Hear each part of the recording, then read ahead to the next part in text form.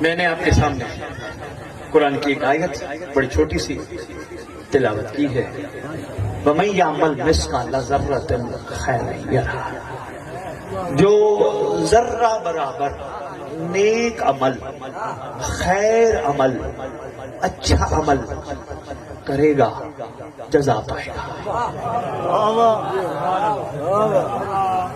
ذرہ برابر، ذرہ کتنا بڑا ہوتا ہے؟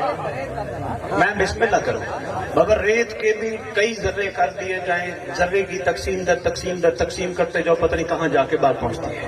ذرہ برابر اللہ کا عادلانہ فیصلہ، ذرہ برابر خیر کرے گا، نیک عمل کرے گا۔ بزرگوں سے پوچھا گیا نیک عمل کیا جائے تو کیا کیا جائے؟ بڑا خوبصورت جواب دیا، ہمیں سمجھ نہیں آیا، ہم نے کتابوں میں پڑھا، کہا نیکی کر دریا میں ڈال۔ لشکر علی ساتھ تو میرا سامنے والے دیں گے نا جو آگے آگے بیٹھے، پیچھے والوں کو تو چلو۔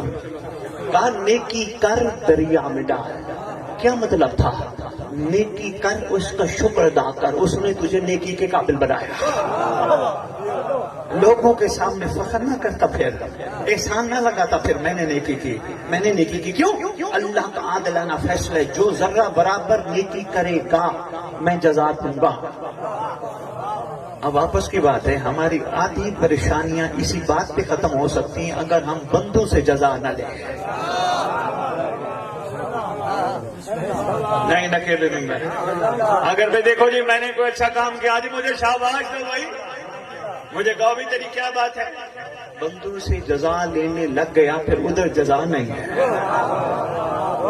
اس لیے تو کہا گیا نیکی کر دریا میں ڈال، پتھر ہٹایا تو نے زمین سے، نیکی کر دریا میں ڈال۔ لوگوں کو نہ بتا شام کو بیٹھ کے ڈیرے پہ یار آج میں نے راستے کے سارے پتھر ہٹا دے، نہیں، شکر پر اس نے تیرے سامنے پتھر رکھے تھے، تجھے اس قابل بنایا تھا کہ تو پتھر ہٹا اور تیرا نام اعلیٰ لوگوں میں لکھا جائے۔